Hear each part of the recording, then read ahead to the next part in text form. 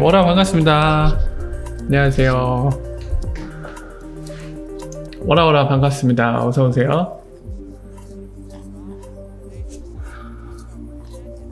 자, 워라 반갑습니다. 어서 오세요. 제로스님, 김진철님, 슬리모라님, 그리고 사이코 엠퍼러님 반갑습니다. 네, 호야님도 어서 오세요. 워라. 자, 네, 박하늘님도 어서 오십시오. 워라 반갑습니다. 자, 오늘은 일단은 조금 늦었는데 늦은 이유를 좀 설명드리면 유튜브가 또 안 되네요. 워라.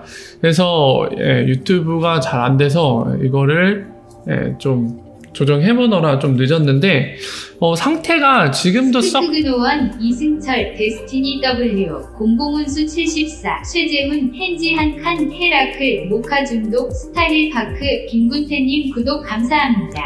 예, 구독 감사합니다. 닉네임이 엄청 기시네. 닉네임 기신 분 구독 감사합니다. 워라 어서오세요. 반갑습니다. 자, 그래서 유튜브 어떻게든 지금 작동을 시켰는데 상태가 좋지 않아요. 그래서 방송 중간에 끊기거나 드랍될 수도 있다는 거를 사전에 좀 안내를 드립니다. 그래서 혹시 중간에 뭔가 끊김 현상이 있거나 갑자기 화면이 안 나올 수도 있으니까요. 이 점을 미리 참고를 해주시면 감사하겠습니다. 자, 그래서 워라 어서오세요. 이제 시작을 할 건데 최근에 이제 소식들 주말 끼고 그리고 어제 같은 경우는 이제 일요일날 저녁인데도 불구하고 3분기 보고서가 생각보다 일찍 나왔기 때문에 이걸 설명했었는데요. 그래서 주말과 3분기 보고서 설명드리느라 최근 소식을 전달 못 드렸는데 그 소식들을 오늘 다루려고 합니다. 워라 어서오세요. 반갑습니다. 그래서 그 소식들을 하나하나 설명을 드릴게요. 자, 보면은 일단은 설명부터 최근 소식들 설명드리고 나서 말씀을 드릴게요. 한 여기까지는 제가 설명을 드렸던 것 같네요. 여기부터 설명을 드리면 되겠네요. 지금 보시는 거는 여러분들 이것도 설명드렸구나. 이거 설명드렸죠. 이것도 설명드렸고 요거부터 설명드려야 돼. 여기부터 설명 안 되네요. 자, 지금 보시면 요 두 개 같은 맥락인데요. 이 얼굴 아시는 분은 아실 겁니다. 여기도 나와있지만 머니그램 CEO거든요.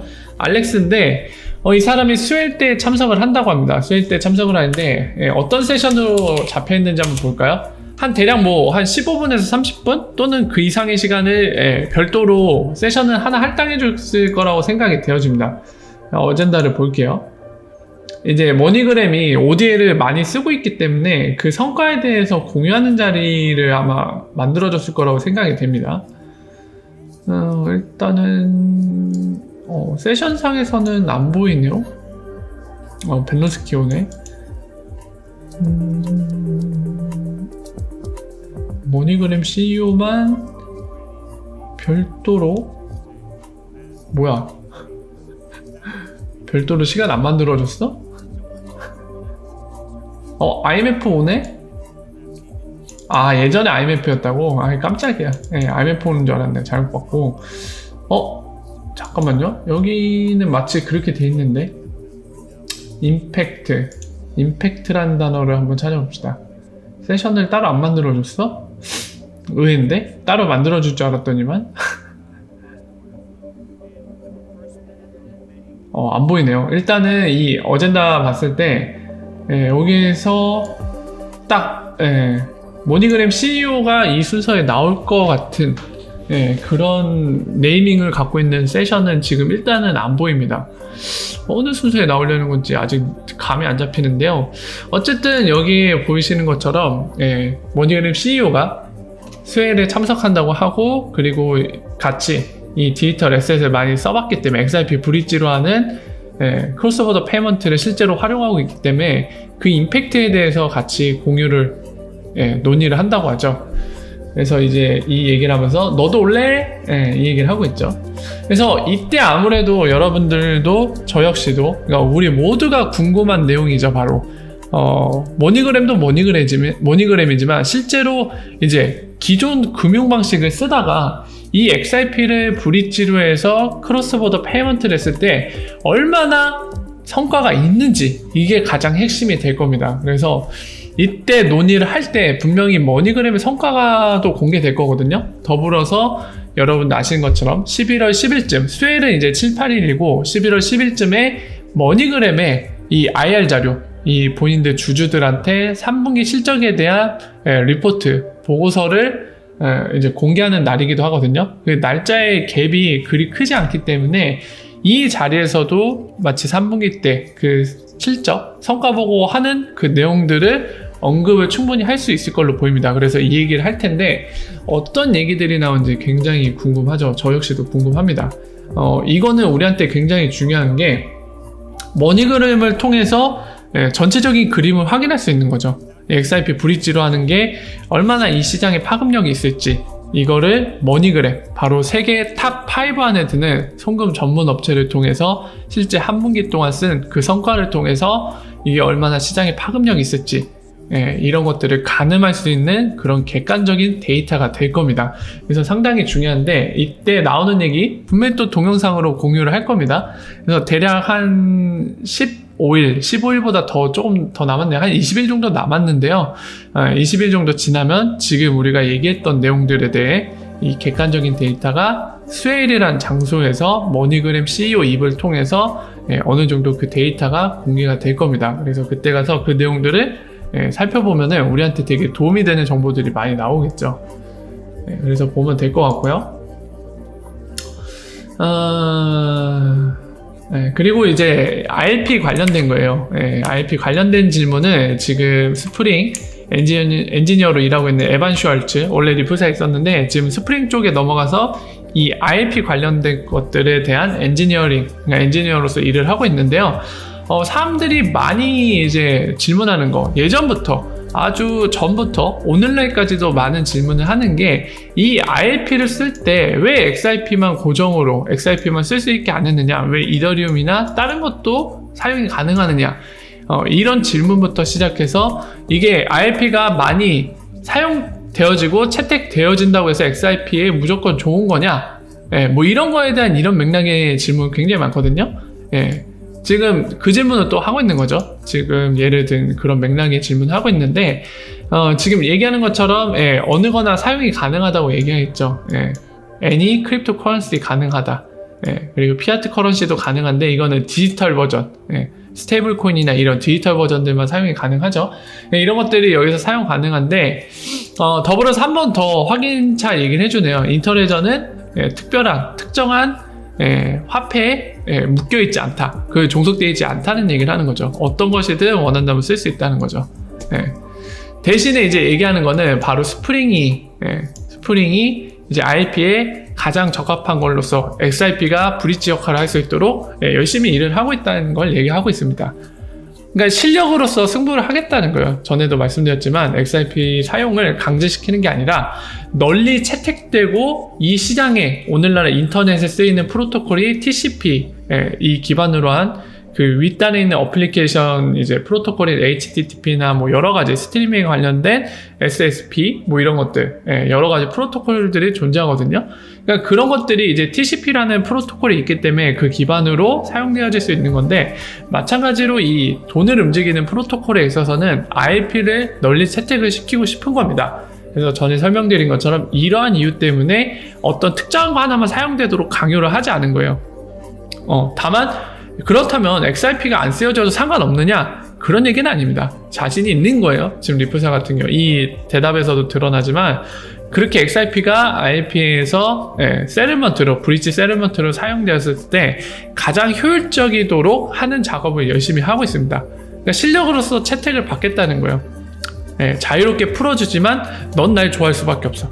그런 거죠. 뭐 5대5 미팅을 했을 때 그거죠. 상대방 5명이 나를 좋아할 수밖에 없게 만들겠다. 5대1 미팅을 만드는 게 아니라 애초에 그냥 5대5 미팅 하되 자연스럽게 날 좋아할 수밖에 없는 그런 상황 만들겠다. 그런 자신감, 이런 방식으로 접근하고 있는 거죠. 자, 그렇고요. 이거 지금 보시는 거 이제 유엔 관련된 기구 같아요. 보면 이렇게 돼 있죠. 유엔 관련된 기구 같은데 어떤 기구인지 한번 볼까요? 구글 검색하면 항상 잘 나옵니다. 나와 있죠. 뭐야? 이 유엔 산하 기구일 걸로 생각이 되는데 이거 유엔 마크죠? 유엔이라고 적힌 다음에 슬러시 한 다음에 이 CFACT라고 적혀 있는데요. 아마 이게 또 에코노미겠죠. 뭐의 약자일 텐데 여기 보니까 이거 약자네요. 보니까 Central for Trade Facilitation, 그러니까 무역 확장. 아마 트레이드는 무역의 의미로 쓰였을 것 같아요. 그리고 일렉트로닉 비즈니스, 요거 약자라고 되어 있네요. 그래서 유엔 산하기구 같은데 여기에서 이제 자체적으로 만든 PDF 파일에 역시나 IRP에 대한 얘기가 나와 있습니다. 이 IRP 인터레저라는 걸 통해서 이게 지금 보시는 것처럼 이게 어떤 것이든 뭐 XRP든 비트코인이든 이더리움이든 라이트코인이든 IRP를 통해서 서로 상호환이 되게 서로 연결이 될 수 있게 해주는 거에 대해서 언급이 나와 있고, 지금 보면은 심플하고 간단하고 명료하다는 거죠. 그리고 트랜스페런트, 투명하고, 그리고 이펙티브 프로세스, 굉장히 효율적이고 효과적이라는 거죠. 글로벌 커머스 상업에 있어서. 그래서 높게 평가했다라는 거를 여기에서 알 수 있는 거죠. 이거는 굉장히 좋습니다. 방금 전에도 이제 IRP 관련된 질문이 공식적으로 나왔기 때문에 제가 설명드리면서 언급했지만은 리프사가 원하는 거는 IRP의 대량 채택이에요. 그러니까 널리 오늘날 인터넷에 TCP라는 프로토콜처럼 IRP가 채택되기를 원하고 있습니다. 그래서 제가 표현을 할 때 리프사는 왼손에 XRP, 오른손에 IRP, 이 두 가지 무기 쌍검을 들고 지금 이 시장을 내가 다 점령하겠다 이러면서 지금 나서고 있다고 말씀드렸죠. 그렇기 때문에 그 둘 중에 무기인 IRP가 널리 채택되는 게 굉장히 중요한 부분이기도 하고 리프사가 굉장히 노력하는 부분인데요.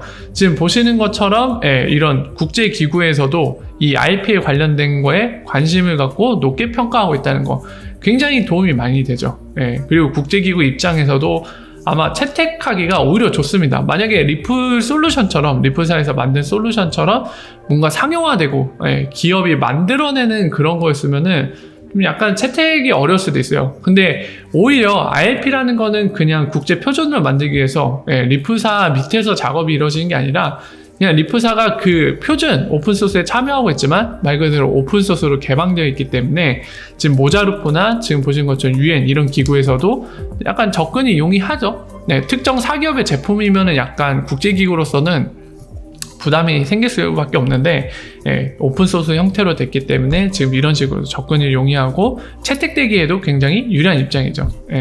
이런 것들을 좀 잘 살리고 있는 것 같아요. 지금 보면. 그래서 이런 점에서도 이제 언급이 되어졌기 때문에 한마디를 곁들이자면은 굉장히 오픈소스로 만들어서 접근한 거, 그리고 XRP를 강제시키지 않는 그런 오픈소스로 만들어낸 거는 굉장히 전략적으로 지금까지는 잘 먹히고 있다고 보여집니다. 그렇기 때문에 실제로 모자르프란 재단에서도 IRP를 쓰겠다고 공식적으로 채택하고 얘기를 하고 있는 거겠죠. 그래서 그런 부분들을 좀 볼 수 있을 것 같고요. 그리고 이제 IMF에서 연 행사에서 IMF 미팅에서 이 마크 카니, 이 사람 같은 경우는 지금 영국 중앙은행장이죠. 총재라고 표현할까요? 그냥 은행장이 맞는 표현일까요? 뭐 어쨌든 영국 은행의 장입니다. 영국 중앙은행 장인데 이 사람은 여전히 그 얘기를 하고 있습니다. 요즘에 지금 보시는 거 말고도 그리고 전에 그 어디였죠? 무슨 PDF? 뭐 그런 걸로 소개를 시켜드렸는데 이 기축통화에 대해서 계속 얘기하고 있어요. 베이스 커런시가 되는 거기에 대해서 언급을 많이 하고 있고 지금 역시도 비슷한 맥락이거든요. 비슷한 맥락인데 그것과 더불어서 지금 리프사가 추구하는 이 상호 연결에 대한 얘기도 하고 있는 거죠. 그 두 가지를 얘기하고 있습니다. 모든 네트워크, 지금 금융 네트워크가 연결이 상호환이 떨어지는데 이 연결되는 게 필요하다. 그리고 또 하나는 이제 기축통화가 특정 국가의 뭐 지금 같은 경우처럼 달러로 돼 있는데 이런 거보다는 뭔가 신뢰할 수 있는, 그러니까 기축통화 같은 경우는 여러분들도 많은 자료를 봐서 아시겠습니다만은 이제 모르는 분을 위해 간단히 얘기하면은 기축통화가 특정 국가의 법정화폐로 자리 잡으면 딜레마에 빠져요. 그 나라 같은 경우는 경상수지 적자를 겪어야 됩니다. 근데 그러면서 이제 달러를 계속 발행하다 보면은 그 발행하면 가치가 떨어지잖아요. 근데 이게 기축통화로 쓰인단 말이죠. 가치가 떨어지는데, 지금 말씀드렸지만은 이 사람 실제로 이 영국 중앙은행장이 지난번에 얘기했던 거를 제가 설명드릴 때 그 얘기를 했죠. 이 사람도 이머징 마켓, 신흥국가에서 너무 그 달러를 축적시키려고 한다, 그런 경향이 이미 보이고 있고, 과거에도 역시 그랬고요. 우리나라도 그랬고, 그리고 앞으로도 그럴 텐데, 만약에 이런 경상수지 그리고 전체적인 글로벌 경제, 이거를 미국 입장에서 약간 안정화시키기에 컨트롤하려고 이제 필요에 따라서 달러를 더 찍어낼 수가 있는데, 그때 가치가 저하되고, 덩달아서 이 신흥국가, 특히 이머징 마켓에 있는 국가들이 달러를, 본인들 경제 외환위기를 겪지 않으려고 달러를 비축했는데 가치가 떨어지면은, 이게 오히려 의도는 전 세계 경제를 좀 안정적으로 만들기 했습니다만, 결국에는 되게 혼란을 겪는 상황이 될 수밖에 없거든요. 그러니까 이거 딜레마에 되게 빠질 수밖에 없는 건데, 뭐 이런 이유들을 들면서 결국에 굉장히 요즘에 그 주장을 하는데 적극적이죠. 달러 말고 신뢰할 수 있는 그런 걸로 이제 베이스 커런시, 기축통화가 돼야 된다 라는 거를 열심히 얘기하고 있죠. 그래서 지금 설명드린 내용들을 이제 IMF 모임에서도 얘기를 한 거고요. 거의 IMF 뉴스에서 지금 이렇게 전달하고 있죠. 지금 같은 경우는 리차드 홀랜드라는 사람인데, 이 사람은 여러분들이 좀 낯이 익지 않을 수도 있습니다. 간단히 소개하면은, 여러분들 토스트 월렛이라고 소프트웨어 월렛이 있죠. XRP 지갑 프로그램이 있는데, 그거를 만든 사람이에요. 그걸 만든 사람이고, 최근에는 이제 코디우스의 스마트 컨트랙트를 위한 그런 컨센서스를 위한 일종의 그 프로그램을 만들었는데, 그 아이디어에 대한 얘기를 하고 있는 겁니다. 그래서 굉장히 복잡할 텐데 그냥 간단히 알아두시면 될 것 같아요. 지금 보는 것처럼 스마트 컨트랙트, 바로 코디우스 위에서 돌아가는 핫포켓 방식, 그리고 호스팅하면서 거기 안에서 돌아가는 거. 그러니까 필요할 때 이제 어떤 거래가 생기잖아요. 여러분들 여기 코디우스 호스팅으로 돌려보신 분들이 많이 계실 걸로 생각이 되는데요. 그 우리 서버를 통해서, 이 코디우스를 통해서 이제 스마트 컨트랙트든 어떤 어플리케이션을 실행할 공간이 필요한 사람들이 특정 수수료를 지불하고 이제 그 우리 공간을 빌리는 거잖아요. 우리가 호스팅을 해주면. 그러니까 그럴 때 뭔가 스마트 컨트랙트 작동할 때 그 스마트 컨트랙트 작동하는데 필요한 부분들을 순간적으로 생성해서 그것들을 처리하는. 김남기님 스폰서 후원 감사합니다. 김남기님 스폰서 후원 감사합니다. 그런 것들을 처리해주는 거에 대한 프로그램이에요. 이것도 어플리케이션이에요. 그거를 고안해냈고, 저는 솔직히 말씀드릴게요. 저는 이제 아는 척하는 건 싫어서 솔직히 말씀드리면, 과연 이 지금 제안한 이 핫포켓 방식의 컨센서스, 코디우스에서 돌아가는 이 어플리케이션이 저는 이게 얼마나 지금 좋은 건지 감이 안 와요. 그러니까 내용은 다 이해가 되는데 이게 정말 지금 많이 필요한 건가 싶어요. 체감이 안 돼요, 솔직히 얘기해서. 근데 여러분들 한 가지 말씀드리면, 저는 개인적으로 이렇지만은 중요한 건 그거예요. 얘가 그 최근에 UBRI 모임, 그 스프링 굉장한 파트너십들 공개하고 굉장한 많은 소식들이 쏟아졌던 모임 있죠. 그 자리에서 얘가 이걸 발표했는데, 데이비드 슈왈츠나 그리고 기타 리플사의 그 개발자 엔지니어들이 극찬을 했어요, 이 내용에 대해. 진짜 어메이징 하다라는 극찬을 되게 많이 받은 아이디어입니다. 근데 저는 솔직히 모르겠어요. 이게 얼마나 대단한 건지 약간 저는 와닿지가 않는데, 어쨌든 이거는 한낱 시고서생인 제 생각이고요. 제 생각 아마 틀릴 겁니다. 리프사 직원들의 반응이 맞을 거예요. 그냥 틀리다 맞다 보다는 제가 이제 이거에 대한 파급력을 이해 못한다고 표현하는 게 맞을 것 같아요. 아직 저는 이 파급력이나 이게 얼마나 필요한 건지 필요성에 대해 못 느끼고 있는데, 아마도 모르는 부분이 좀 있으니까 그러겠죠. 내용은 이해했지만 어쨌든 간에 그거와 무관하게 리프사 직원들은 굉장히 극찬을 한 내용 중에 하나입니다. 그거는 참고를 하십시오. 자, 그래서 이거 설명 넘어가고요. 그리고 이거는 이제 자고, 여러분들 아시다시피 아프리카에서 이제 리플 게이트웨이와 리플랩 멤버 멤버인지 그 XB한지는 모르겠지만 어쨌든 간에 이 두 개 다 활용할 아프리카에 있는 기업이거든요. 10월 중순 전에 공개를 했었죠. 본인들이 이제 시작을 서비스를 하겠다고. 그래서 그것과 관련된 내용들을 이제 호도르, 최근에는 닉네임을 바꿨다고 그래요. 닉네임 뭘로 바꾼지 모르겠는데 여러분들 예전에 아시는 이 호도르 있죠? 이 사람이 블로깅 글 적은 거, 그거를 링크로 걸었습니다. 여기에 약간 인터뷰도 한 것 같아요, 보니까. 근데 이거를 왜 제가 리트윗 했냐면은 내용이 정리가 잘 되어 있어요. 그래서 이걸 보면서 이 호드르라는 사람이 굉장히 해외에서는 뭐 소식을 굉장히 잘 정리하고 더불어서 이해도가 높은 사람으로 얘기는 많이 들었거든요. 근데 전 이 사람 글은 안 봐요. 솔직히 말씀드리면 안 보는데 왜 사람들이 그렇게 평가했는지 이해가 됐습니다. 이 글을 보면서 정리를 상당히 잘 해놨구나. 그리고 이 사람이 정리뿐만이 아니라 본인이 이해하고 쓴 게 느껴집니다. 그러니까 이해를 하고 있어요. 그래서 그런 까닭에 여러분들도 보시면은 내용을 이해하시는데 도움이 되기 때문에 제가 리트윗을 해놨거든요. 그래서 뭔가 최근에 돌아가는 핵심적인 부분에 대해 좀 뭔가 ODL 같은 거 관련해서 이해를 좀 하고 싶다 하면 이 글을 한번 보시는 게 도움이 될 것 같아서 리트윗을 했으니까요. 참고를 하시면 좋을 것 같습니다. 자, 그리고 다음은 벡트인데요. 이 벡트 친구들 개봉 박두 전에는 개봉 박두 때는 상당히 많은 관심을 받았는데 막상 이제 개봉하고 나서 이 비트코인의 거래량을 보니까 이런 CME 같은 시카고에 있는 선물거래소 거래량에 비해 턱없이 적죠. 그래서 이제 많은 지탄을 받기도 하고 심지어 바이낸스 CEO는 비트코인 가격이 하락한 걸 벡트 책임이라고 얘기를 했어요. 벡트 때문이다 뭐 이런 얘기까지 할 정도로 굉장히 또 이제 기대했던 그런 분위기가 다르게 요즘엔 욕도 많이 먹고 있는데요. 어쨌든 간에 이 벡트가 지금 뭐 또 얘기를 하죠. 지금 본인들의 목표는 예전부터 이제 벡트 관련해서 저랑 얘기 나누실 때 많은 얘기 했습니다만은 여기에 한번 또 이제 얘기를 하는 거죠. 이 시장, 바로 크립토 커런시 그리고 디지털 에셋, 이 시장의 참여자가 늘어나도록 돕는 역할을 하는 동시에 어덥션, 디지털 에셋이 실제로 사용되는 거 그리고 적용되는 거 이런 거를 더 널리 퍼지도록 확장될 수 있도록 하는 게 본인들의 목표다.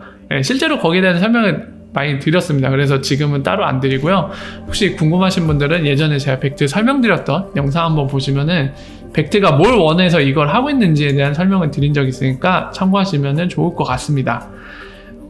그리고 이거 약간 이제 예전에 봤던 거예요. 지금 최근에 트윗에 올라오긴 했는데 이 OECD가 주최한 그 블록체인 뭐 폴리시 관련된 이제 컨퍼런스에서 그때 브리엔 메디건이 참석해서 여러 가지 얘기를 했었죠. 여러분들 기억나실지 모르겠지만 좀 됐기 때문에 다시 요약해서 말씀드릴게요. 최근에 있었던 이벤트 아니고 예전에 있었던 이벤트를 최근 트윗에 올렸고 리프사가 역시 공식적으로 이제 인사이트 글로도 작성을 했는데 이때 주요하게 얘기했던 것 중에 하나가 이겁니다. 두 가지로 요약을 드릴게요. 어떤 얘기들을 했었냐면 브리엔 메디건이 첫 번째로는 이 장애물, 그러니까 이 크립토 커런시 또는 뭐 디지털 에셋이라고 부를 수 있는 이것이 산업에 적용돼 있어서 뭐 여러 가지 레귤레이션이나 그 밖에 여러 가지 장애물들, 이거를 쉽게 적용할 수 없게 하는 그런 장애물들이 있는데 그런 거를 뛰어넘는 데 있어서 가장 좋은 거는 본인 생각에는 유틸리티라는 거죠. 실제 리얼 비즈니스 그리고 실제 문제를 해결하는 그런 쪽, 그게 바로 유틸리티인 거죠. 실제 활용성이 있는 그런 식으로 사용되어졌을 때 이런 허들은 자연스럽게 풀려 나갈 것이다. 규제라던가 컴플라이언스 문제라던가 뭐 기타 등등 뭐 신기술에 대한 적용, 어덥션 리스크 이런 것들이 그 허들들이 자연스럽게 넘어갈 수 있을 것이다. 이런 얘기를 하나 했고요. 그러니까 실제로 리프사가 그렇게 하고 있죠 지금. 그리고 두 번째로 얘기한 건 뭐냐면 이제 머니그램이 리프사 전략적 파트너 관계를 맺으면서 8월 1일부터 오늘날까지 대략 한 분기 정도, 거의 3달 정도를 이제 ODL을 쓰고 있죠. XRP를 브릿지로 쓰는 그 방식을 통해서 크로스보더 페이먼트를 처리하고 있는데 그 머니그램이 달러에서 멕시코 페소 구간을 사용했을 때 리플사가 그 유동성이라는 게 존재해야지 XRP도 브릿지가 될 수 있는 거는 여러분들이 익히 잘 알고 계실 겁니다. 근데 이 유동성을 만들어내기 위해서 리프사가 마켓메이커들한테 야 니네 이거 유동성을 제공해주면 우리가 인센티브를 줄게 라던가 이런 뭔가 양성 프로그램이라던가 인센티브 프로그램을 하지 않았는데도 불구하고 마켓메이커들한테 이거 우리가 이익을 볼 수 있는 게 있을 것 같아 참여하자 해서 실제로 마켓메이커들이 형성되는 거를 봤다고 얘기하는 거 그게 중요한 포인트라고 말씀드렸죠. 그게 왜 포인트냐면은 이제 또 얘기가 나왔기 때문에 잠깐 짚고 가면은 3단계 사이클이 돌아간다고 했죠. 첫 번째 유동성, 그리고 볼륨은 이제 ODL로 실제 사용되었을 때 이게 트레이드가 발생하잖아요. 이런 거 달러가 XRP로 바뀌고 이 XRP가 넘어가서 XRP를 다시 멕시코 페소로 바꾸는 이러면서 실제로 마켓메이커들이 만든 유동성 바로 오더북을 실제 이제 크로스보더 페이먼트 하는 리얼 비즈니스에 의한 수요가 볼륨이 되어서 탄생을 하는 거죠. 이거를 수합을 해줘야 되니까. 그죠? 그러면은 어떻게 된다고요? 수요가 증가하죠. 왜 증가할까요? 이런 리얼 비즈니스에서 사용되는 이 교환이 2번 이뤄지는 이 과정에서 마켓메이커들이 유동성을 제공하는 대가로 시장 가격보다 조금 더 비싸게 또는 필요에 따라 조금 더 싸게 XRP를 사거나 또는 XRP를 이제 받아주고 이제 법정화폐로 바꿔주는 이 역할을 하면서 그 스프레드 차익만큼 이익을 챙긴다고 했죠. 그럼 볼륨이 발생하면 마켓메이커가 유동성을 제공한 만큼 이익이 생기기 때문에 볼륨은 계속 증가한다면 어떻게 된다고요? 마켓메이커가 이 수익을 늘리기 위해서 XRP 더미를 더 구입을 하게 되겠죠. 그 XRP 더미가 있어야 기본적으로 마켓메이커 역할을 할 수 있을 테니까요. 그러다 보니까 수요가 증가하고 수요가 증가하면 오더북이 늘어나서 유동성이 증가하겠죠. 유동성이 증가하면 만약에 송금이 더 액수가 늘어난다. XRP 브릿지로 하는 거면 그럼 볼륨이 또 늘어나고 이런 식으로 선순환 사이클이 이어질 수 있다고 말씀드렸죠. 그래서 이 선순환 사이클이 발생되기 위해서 반드시 이 지금 설명드린 과정이 계속 반복적으로 일어나야 되는데 그 중에 하나의 마켓메이커가 생겨나는 걸 봤다는 거죠. 요 부분이죠. 요 부분을 봤다는 거죠. 그래서 이런 이유 때문에 저기에서 브리엔 매디건이 얘기한 게 상당히 중요한 얘기고 저 개인적으로는 정말 이런 얘기를 들을 수 있어서 너무나 좋았습니다 라고 그때도 표현을 했었죠. 그 내용입니다. 근데 왜 이거를 최근에 트윗을 한 번 더 했는지는 이해가 안 되겠는데 어쨌든 했어요. 자, 그리고 샌드프렌드는 여러분들 아시는 것처럼 이제 미국에서 필리핀으로 송금을 하는 전문 업체, 바로 ODL을 쓰고 있는 업체거든요. 근데 지금 보시는 이 그림 보이시죠? 각 나라에서 여기 필리핀 있겠죠? 필리핀으로 송금하는 거를 이렇게 그래픽화 시켜서 비주얼하게 보여주고 있거든요. 그거를 연도별로 이렇게 보여주고 있네요. 뭐 얘기하고 싶은 건 하나겠죠? 뻔하죠. 송금이 많이 간다 필리핀으로 그걸 얘기하고 싶어서 보여준 거겠죠. 한번 흥미 정도로 보시면 될 것 같습니다. 자, 이거 저 아직 듣는다고 했는데 제가 아직 못 들었거든요. 저도 한번 들어야 될 것 같아요. 잠시만요. 이게 지금 뭐냐면 일단 설명드리고 좀 들어볼게요. 이게 핀테크 아메리카스라고 나와있죠. 여기 2019 이 모임에서 지금 보시면 이게 미국 이름이 아닌 것 같아요. 남미 이름인 것 같은데 뭐라고 읽어야 될지 모르겠어요. 헬리크라고 읽어야 되나? 어쨌든 지금 보시는 것처럼 스트래티직 릴레이션십 전략적인 관계 디렉터 뭐 이제 리프사 말고 머니그램 같이 이제 서드 파티 그런 것들과 전략적인 관계를 맺는 거에 관련된 디렉터겠죠. 리프사 직원이고요. 보신 것처럼 여기에 나와있죠. 뭐 리프사가 라틴 아메리카에 투자하고 있다 얘기하면서 이제 인터뷰 중간 중에 얘기한 것들을 이 사람이 요약해갖고 지금 표기를 하고 있는데 이 내용도 이제 어떤 상황인지 우리가 이해하는 데 도움이 되긴 하지만 제가 그때 대충 한번 흘려들은 적이 있는데 여기에서 HSBC가 리프사 솔루션을 쓰고 있는 듯한 내용을 얘기한 게 언급이 되었던 것 같아요. 그래서 제가 그때 그냥 너무 바빠갖고 정신없이 흘려들으듯이 한번 정확하게 듣지 못하고 들었었는데 지금 이걸 언급하고 있으니까 한번 들어볼게요. 잠깐 같이 들으면서 내용을 설명드리겠습니다. First, we have Enrique Teixeira, who is a Director of Strategic Relations for Ripple in the Americas, focusing largely on 지금 하나는 테메노스 직원이고 하나는 워라 반갑습니다. 어서 오세요. 하나는 리프사 직원인 거. 그러니까 두 명의 지금 스피커가 있잖아요. 참여하고 있는데 소개를 하고 있는 겁니다. 한쪽은 테메노스예요. 잠깐 We 다시. have Enrique Teixeira, who is a Director of Strategic Relations for Ripple in the Americas, focusing largely on Latin America.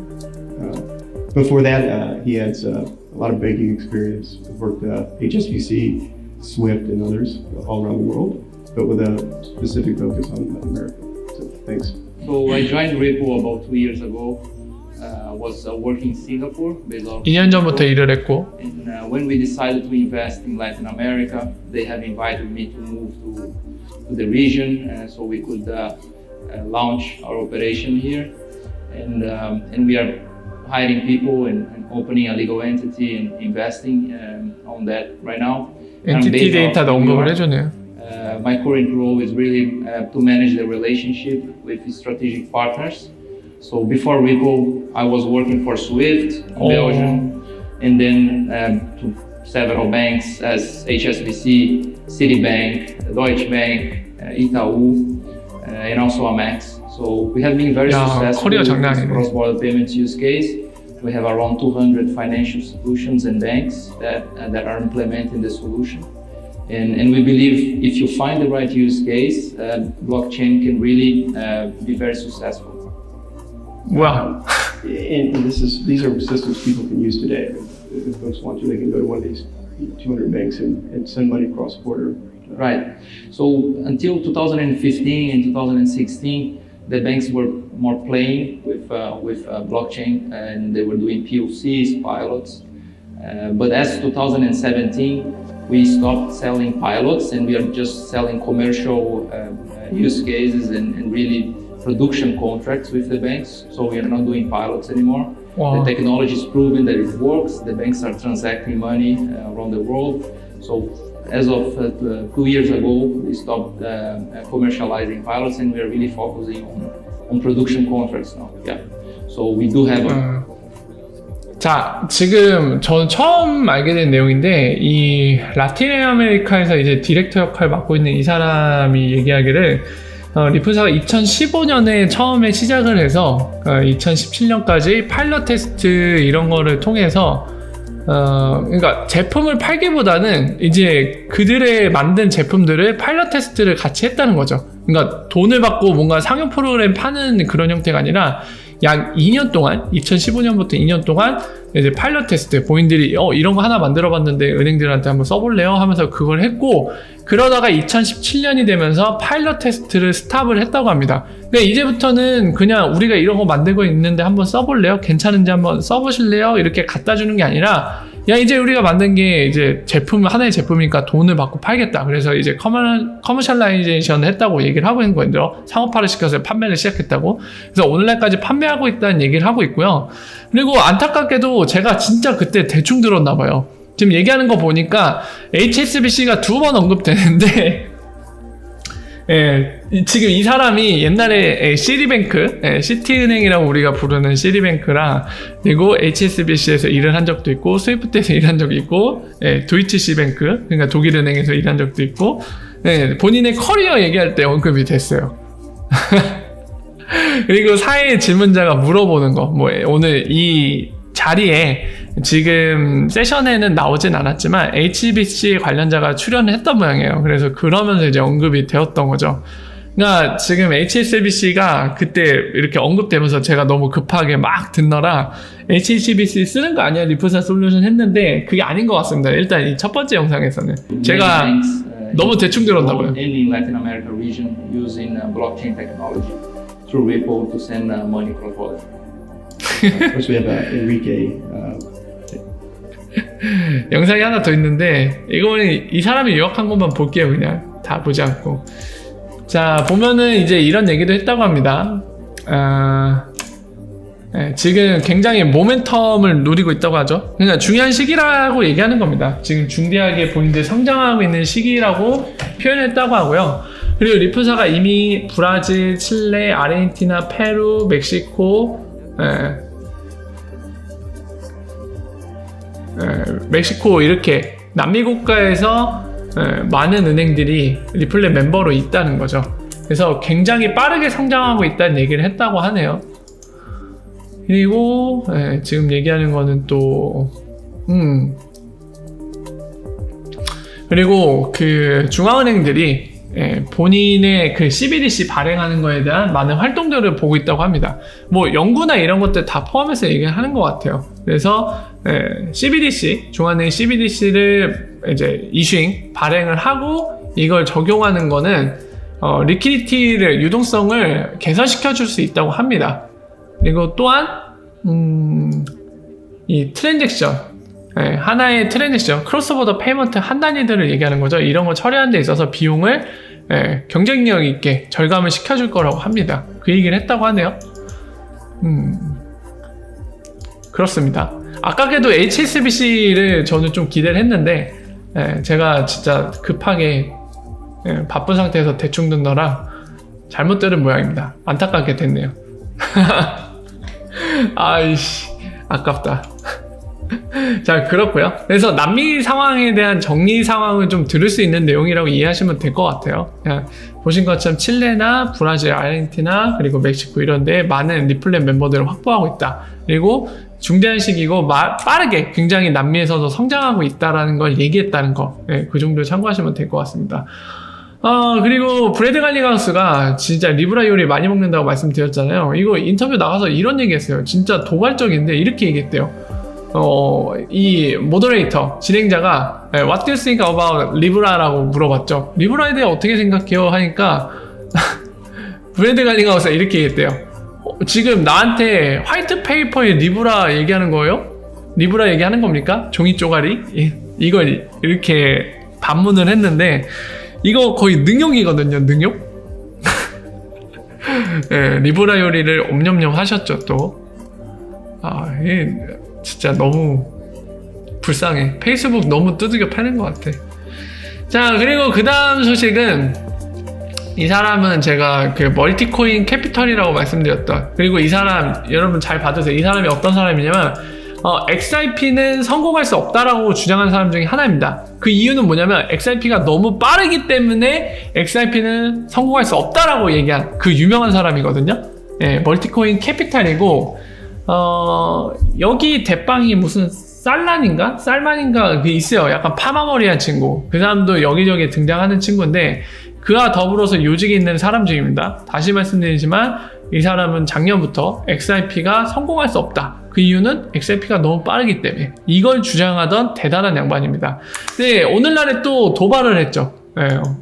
또 도발을 뭘 했냐면 바이낸스가 BNB 바이낸스 코인을 100만 1000만 원 2억 달러치를 태웠다고 합니다. 지금까지 해서 2017년 3분기부터 시작해서 오늘까지 소각시킨 게 2억 달러치 거의 2천억 원 정도 되는데 반면에 그 긴 시간을 거쳐서 리플사는 1빌리언 XRP 1빌리언 달러 넘게, 그럼 1조 원이 넘는 거거든요. 1조 원 넘게 XRP를 리테일 인베스터, 그러니까 우리 같은 소액 구매자들, 소액 투자자들, 우리 같은 사람들한테 덤핑을 했다, 이 얘기를 하고 있죠.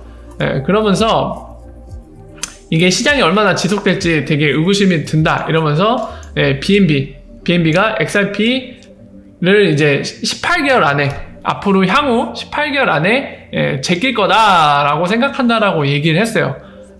도발이죠. 도발이니까 마이클 에링스턴이 뭐라고 여기다 답변을 달았냐면, 너 리플사한테 너한테 투자해달라고 요청 안 했니? 이렇게 물어봤어요. 약간 생뚱맞죠? 근데 그 다음 이어지는 대화 내용을 보면 이해하실 수 있을 겁니다. 뭐라고 얘기하냐면 얘가 no, 그러니까 안 했다. 난 그리고 그들의 돈을 쓸 생각이 없다. 누군지 모르겠지만 엘리자베스 얘랑 일하는 게 좋다라고 얘기하니까 마이클 에릭스턴이 그러면은 뭐 더 이상 할 얘기 없네, 이걸로 논의 끝, 이렇게 얘기를 했죠. 그러니까 이게 무슨 말이냐면은 그거죠. 마이클 에릭스턴은 저 스캐머한테 그 얘기를 하고 있는 거예요. 너 리플사가 너한테 투자 안 해줬다고 이렇게 투정 부리는 거야? 쪼잔한 새끼, 이렇게 얘기하는 거죠. 그 내용입니다. 참 재밌는 친구예요. 작년에 XIP가 너무 빨라서 성공 못할 거라고 얘기를 했고, 지금 이제 또 바이낸스 코인이랑 비교하면서 또 트집을 잡는데, 뭐 그냥 하나의 재미거리로 읽으시면 될 것 같습니다. 이거는. 워라 어서오세요. 반갑습니다. 자, 그리고 여러분들 잘 알고 계시는 IMF 총재였던 크리스틴 레가르드 11월 1일부터 정식으로 유럽 중앙은행 총재로서 이제 역할을 한다고 합니다. 유럽 중앙은행 장이죠. 그래서 지금 대략 한 10일 정도 남았죠. 10일 정도 뒤면은 이제 유럽 중앙은행 총재로서 드디어 공식적으로 활동을 하기 시작한다고 합니다.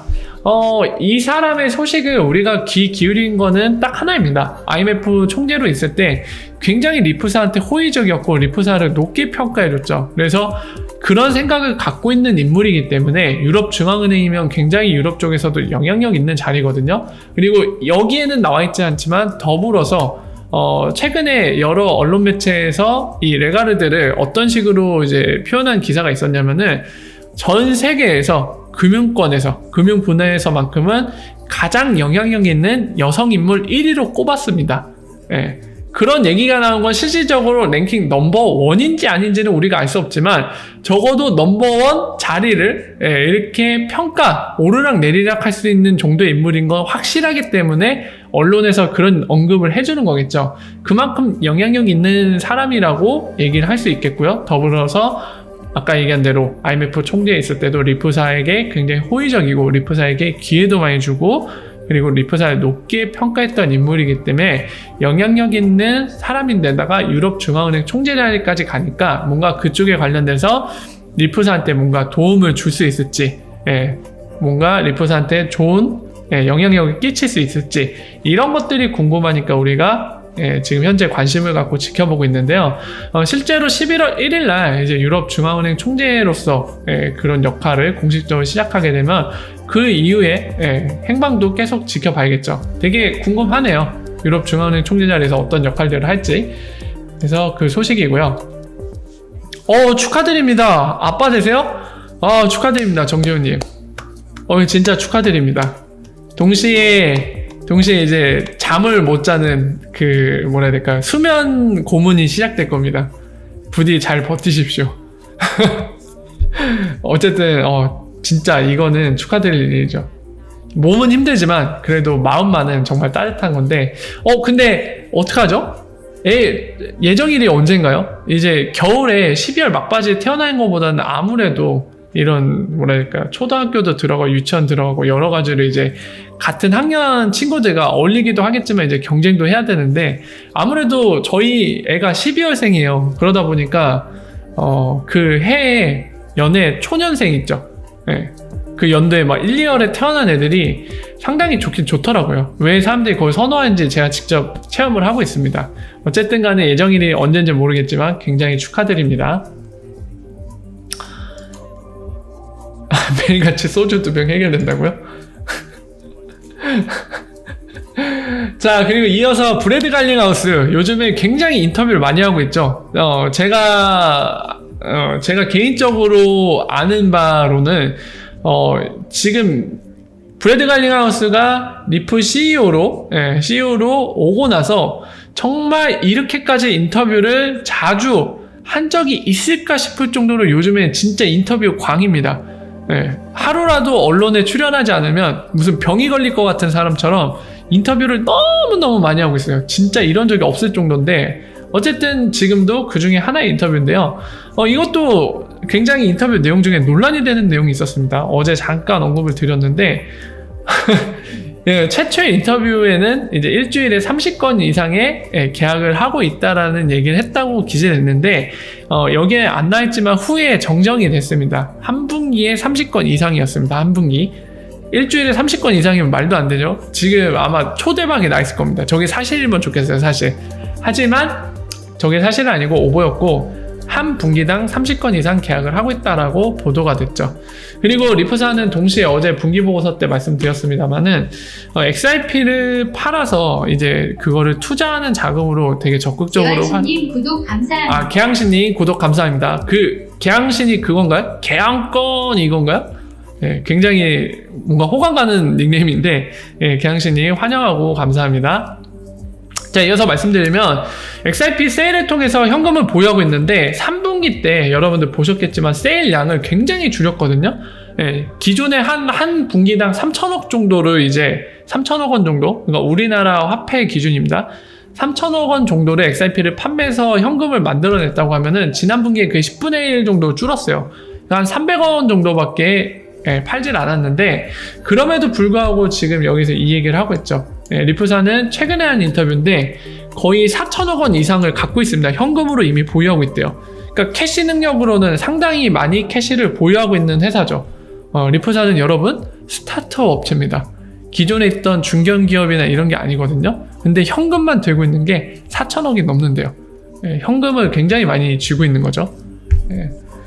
그렇게 판매를 줄였는데도 현금을 많이 들고 있는 게 상당히 의외인 것 같아요. 그래서 인터뷰 때 이 자금들이 어디서 나왔는 건지 밝혀줬으면 더 이제 우리가 더 많은 디테일한 정보들을 얻을 수 있었을 텐데, 아쉽게도 그런 내용은 없었습니다. 다만 우리가 추측할 수 있는 거는 XRP 세일은 당연히 포함되어 있을 거고요. 저 현금에 일부는 이제 솔루션을 판매한 대금으로 받은 게 있을 텐데, 그게 비중이 얼마 되는지 저는 상당히 궁금합니다. 여러분들과 제가 함께 봤지만은 리프사 공식 문서에 이제 X 커런트 관련된 브로셔 또는 테크니컬 문서에 뭐가 나와 있냐면은 X 커런트 초기 설치 비용이 100억 원 정도 된다고 돼 있어요.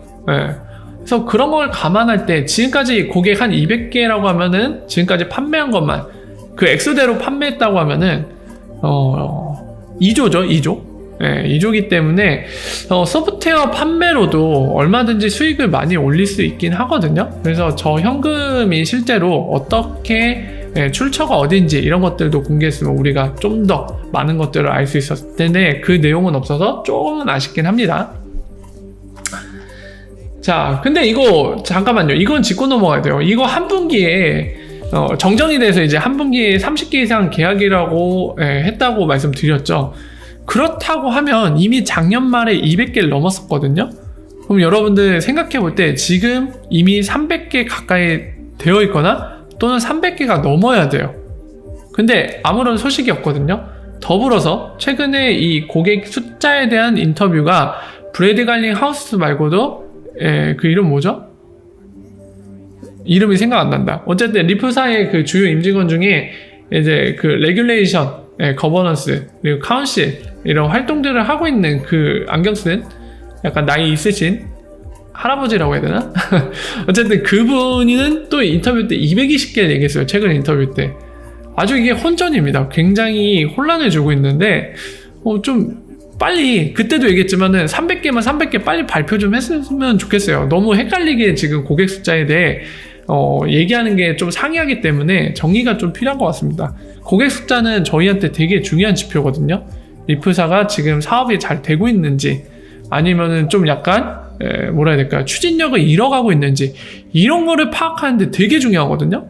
근데 이 숫자에 대해 좀 명쾌하지 못하게 얘기하고 있는 거에 대해 좀 불만이 생기고 있습니다. 저는 그래서 좀 명확히 밝혀줬으면 좋겠는데 좀 아쉽네요. 자, 이어서 얘기를 이어나가죠. 자, 피델리티가 크립토 커런시 커스터디 사업을 시작한다고 합니다. 근데 전 피델리티에 대해 좀 관심이 크게 없기 때문에 제가 추가적으로 더 말씀드릴 건 없는데요. 피델리티 뭐라고 소개하고 있는지 볼까요? 이거 그냥 금융회사로 소개하고 있나요? 아니면은 투자회사로 설명하고 있나요? 다국적 금융서비스? 역시나 금융서비스로 소개하고 있네요. 직원 숫자는 5만이 넘어가고 구글에 따르면 운용자산이 2018년 기준으로 2조 달러, 그러면은 대략 한 3천조 원 정도 되겠네요. 우리나라 돈으로. 어마어마하네요, 자산이. 근데 운용자산이죠, 운용자산. 그러니까 운용자산이죠, 저거는. 저게 무슨 본인들 소유의 자산이라기보다는 서비스하면서 이제 고객들 자산, 운영하는 자산까지 포함해서 저 정도라는 거죠. 어쨌든 본인들의 자산은 아니지만, 재무나 회계상의 본인들 자산은 아니지만, 어쨌든 취급하는 자산이 꽤나 된다는 거죠. 고객은 이제 이 회사를 믿고 맡기는 걸 테니까요. 그러니까 그런 것들은 좀 감안할 필요는 있습니다.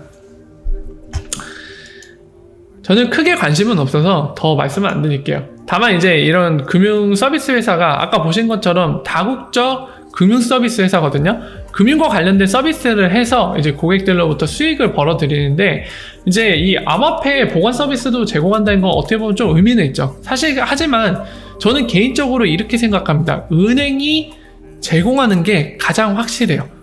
예, 저런 금융 서비스 회사가 제공하는 것도 어느 정도 의미가 있는 일이지만 가장 큰 의미를 갖는 거는 바로 은행이 제공하는 겁니다. 왜냐하면 최근에 그 회계상의 암호화폐를 뭘로 분류해야 할지 얘기가 이제 국제기구에서 나왔는데, 일단은 잠정적으로 지금 현재로서는 그게 그 재고자산? 비화폐 자산으로 분류하기로 했다고 말씀드렸잖아요. 제가 설명드렸잖아요. 이거 되게 크거든요. 그러니까 기업들은 여러분들 그 뭐 고객이 맡긴 자산을 운영하는 거든 아니면 본인이 소유한 자산이든 간에 재무 회계 관점에서 이것들을 이제 지금 뭐 회계나 이런 거에 공식적인 법에서 분류하는 거에 따라서 그걸 분류해서 운영을 하거든요. 근데 XRP는 애초에 그 취급 자체가 증권이나 이런 걸로 사용되려는 게 아니라 하나의 커런시 또는 이제 지금 정의되어 있지 않은 디지털 에셋이라는 새로운 클래스로 정의돼서 그 회계에 기록될 때 디지털 에셋 또는 커런시로 기록이 되고 싶은 거거든요. 비화폐성이 아니라 화폐성으로 기록이 되고 싶은 겁니다. 그렇기 때문에 은행에서 아까 말씀드린 대로 그렇게 회계상에 화폐성으로 디지털 에셋이든 또는 이제 커런시, 기존의 커런시로 분류되던 간에 어쨌든 그런 식으로 기록되면서 서비스 되어지고 실제로 우리 같은 일반인조차도 암호화폐를 은행에 예금할 수 있게 되는 상황, 그거는 정말 이제 사실상 그 의미 자체가 이미 크립토 커런시는 이 세상에 많이 녹아들어왔다라고 얘기할 수 있는, 마치 오늘날 인터넷 없이는 우리 생활이 불가능한 것처럼 이렇게 이미 많은 부분 녹아들어져 왔다라고 볼 수 있는 현상 중에 하나거든요. 그러니까 은행이 그 서비스를 제공한다는 건 굉장한 의의를 갖습니다. 그러니까 그런 날이 빨리 와야 될 텐데, 그러니까 아니 잠깐만요 여러분, 지금 11월이 다 돼가고 있죠, 그죠? 근데 브래드 갈링하우스가 작년 말 AMA 때 그 얘기 하지 않았나요? 2019년까지는 연말까지 해서 은행에서 커스터디 서비스를 제공하는 게 나올 거라고 얘기를 했는데 없는데 아직? 브래드 갈링하우스 이거 완전 예측 다 틀려. 작년에도 자기 예측 틀렸다고 사과하더니만, 자기 기대만큼 안 돼서 예측이 틀렸다고 얘기하더니만 올해도 지금 틀려가고 있죠? 안 되겠네 이 아저씨, 계속 틀려. 자, 어쨌든 그게 굉장히 중요한 의미를 갖는 만큼 잘 안 될 수밖에 없는 상황일 수도 있어요. 규제 문제 많이 부딪히고 있기 때문에. 어쨌든 그런 일이 벌어지는 건 상당히 우리한테 의미 있고 좋은 일인데 아직은 없는 게 좀 아쉽네요. 그리고 브래드 갈링하우스 혼난다. 오늘도 예측 틀리게 생겼네. 이 아저씨 사과하게 생겼어요, 또 연말에. 어쨌든 그렇습니다. 벌써 사과하셨네요. 선사가 하셨어요, 선사가. 자, 어쨌든 그 다음 이어서 보겠습니다. CIMB는 여러분 동남아 국가에 있는 동남아 그 리전 지역에서 굉장히 상위권에 있는 은행 중에 하나죠. 그래서 작년 11월 중순에 있었던 싱가포르 핀테크 포럼에서 그때 리프사 계약을 체결했다는 걸 공개했었는데요. 지금 CIMB 바로 스피드샌드가 리프사의 솔루션을 활용해서 갑자기야. 깜놀. 자, 처리한다고 했는데요. 크다. 자, 처리한다고 했는데요. 그 솔루션 홍보 영상이거든요. 그래서 보면은 여기 블록체인 통해서 돈을 보낸다, 이걸 소개한다고 하는데, 지금 보시면은 이제 런스온 리플이 명확하게 박혀 있고요. 좀 더 크게 해서 볼까요? 자, 보면은 이게 가능한 국가가 표기되고 있는데, 여러분들 여기서 이제 리플렛이 어느 국가에 있는지 좀 참고할 수 있는 자료가 되겠죠. 인도, 그리고 동남아는 다 색칠되어 있습니다. 호주까지 포함해서. 이거 오세아니아긴 하지만 어쨌든 요 국가 어딘가요? 요 국가 빼고는 동남아 다 색칠되어 있어요. 그러니까 동남아에 안 되는 국가가 없죠. 그러니까 여러분들 기억을 해주십시오. 그 리프사가 동남아 국가는 되게 중요한 지역 중에 하나라고 표현하는 이유가 여기에 있는 거예요. 동남아에 한 국가 빼고는 다 색칠되어 있어요. 리플렛 멤버가 있다는 얘기거든요. 뭐 베트남, 말레이시아, 그 밖에 뭐 인도든 뭐든 간에 다 있다는 겁니다. 태국부터 시작해갖고. 여기서 왜 리프사가 동남아 국가를 좋아하는지 여기서 드러나고 일본도 색칠되어 있는데 한국은 불이 안 들어와 있어요. 서비스 시작 안 했다는 얘기죠. 있긴 하지만은 아마 CIMB가 계약을 안 했을 겁니다. 왜냐면 우리나라 리플렛 멤버는 코인원인데 은행이 아니에요. 근데 여기는 대부분 다 은행이죠. 은행들로 구성되어 있죠. 일본도 은행이고. 이거 보면 유럽 쪽을 보면 유럽은 이거 다 색칠되어 있네요. 포르투갈도 있어요. 심지어 포르투갈에도 있네요. 리플렛 멤버가. 그리고 여기 스페인이니까 스페인도 있고 프랑스 있고 당연히 프랑스의 메이저 은행인 뭐죠? 아그리콜인가? 거기 프랑스 내에서도 넘버 2인가 넘버 1인가 그랬거든요. 걔가 리플렛 멤버였죠. 이태리도 색칠돼 있고요. 그리고 이거 네덜란드 텐데 네덜란드도 있고. 이거 어디죠? 이 자리는 솔직히 모르겠다. 그리고 북유럽 쪽에 좀 있고 영국도 색칠돼 있고요. 지금 리플렛 멤버들 분포돼 있고. 그리고 미국도 당연히 있으니까 돼 있죠. 근데 이제 멕시코가 색칠 안 돼 있는 거 보니까 멕시코랑은 지금 릴레이션십을 안 맺은 것 같습니다. CIMB가. 여기 색칠이 안 돼 있는 거 있죠. 멕시코 쪽. 멕시코 여기인가? 여기죠? 여기? 맞죠? 여기? 어쨌든 간에 여기서 잠깐 이제 리플렛 멤버가 전 세계적으로 지도상에 어떻게 분포되어 있는지를 약간 참고할 수 있는 자료. 자료죠. 참고하시면 되고요. 그리고 아까 말씀드린 우리 브래드 갈링하우스, 매년 예측을 틀리고 있는 이 아저씨, 올해도 아마 사과를 할 예정으로 보이는데 역시나 이제 하루라도 인터뷰를 하지 않으면 어디에 병이 생기는 것 같아요. 그래서 지금 보시는 것처럼 12월 3일 날 애리조나에 있는 애니얼 테크놀로지 컨퍼런스라는 곳에서도 또 한 세션에 참여해서 발표를 하게 되어 있습니다. 역시나 인터뷰, 컨퍼런스 참여 엄청 많이 하고 있어요. 그리고 그 다음 거는 3분기 보고서 얘기하는 거라 패스할게요. 어제 다 설명드렸으니까. 그리고 폴로닉스가 이제 하나 선언을 했습니다. 19일날 어떤 선언을 했냐면, 이제 본인들이 글로벌하게 서비스를 뭔가 더 확장하려고 하는데, 이제 미국에는 그 서비스를 제공 못한다는 얘기를 했거든요. 그러면서 이제 워렌 폴 앤더슨, 예전 엑스라피드 매니저 역할을 했던 사람이라고 제가 많이 설명드렸죠. 이 트윗을 놓고 이제 그 얘기를 하죠. 미국 고객들한테 뭔가 이런 암호화폐 블록체인 서비스가 확장 못 되는 거. 그리고 요즘 추세상으로도 약간 미국이 블록체인 관련해서 너무 지진부진해갖고 다른 나라에서 뭐라 해야 될까요? 그런 경쟁력 밀려난다. 이런 얘기가 미국 내에서도 얘기가 되어지고 있잖아요. 그만큼 미국이 좀 더딘데, 그래서 거기에 대해서 이제 폴로닉스는 약간 포기하고 미국을 제한 다른 국가에서 뭔가 서비스 확장을 하는데, 이걸 두고 이제 워렌 폴 앤더슨은 미국 아직 희망이 있어요. 이 얘기를 했죠. 난 아직 미국을 포기하지 않았어. 너를 살려낼 거야. 이런 식의 얘기를 하고 있는 거죠. 이건 약간 흥미상 보면 되는 것 같고요.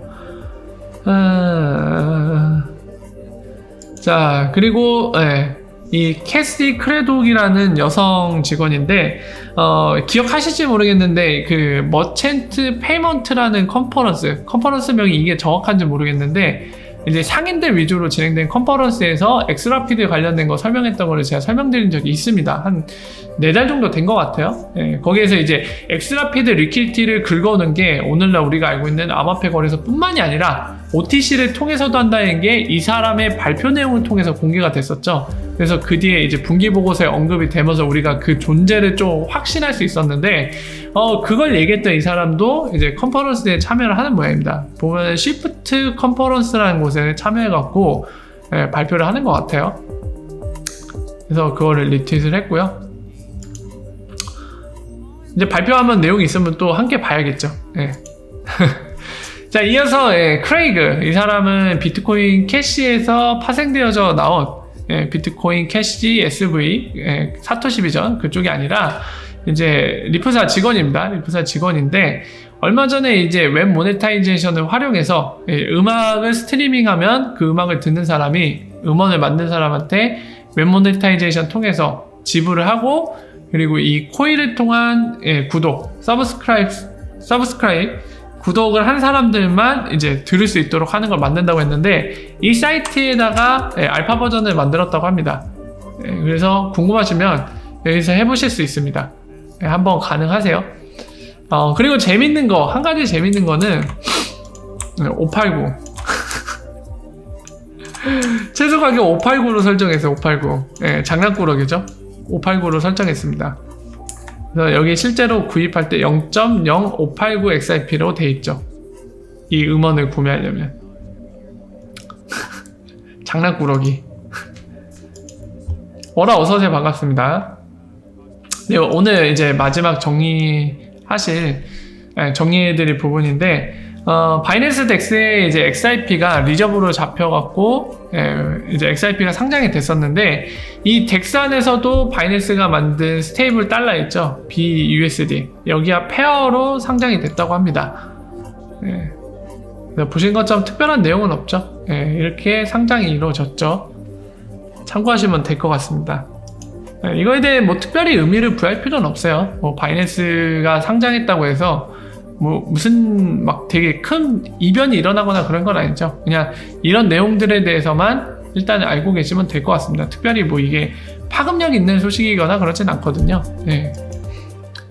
그래서 여기까지 해서 최근 소식들 정리해서 핵심 부분만 쫙쫙쫙 뽑아서 여러분들과 함께 얘기를 나눴는데요. 잠깐만 쉬었다가 Q&A 시간 2부 진행하면서 함께 나누고 싶은 얘기들 그리고 궁금하신 내용들 함께 얘기 나누는 순서 갖도록 하겠습니다. 조금만 쉬었다 가도록 할게요.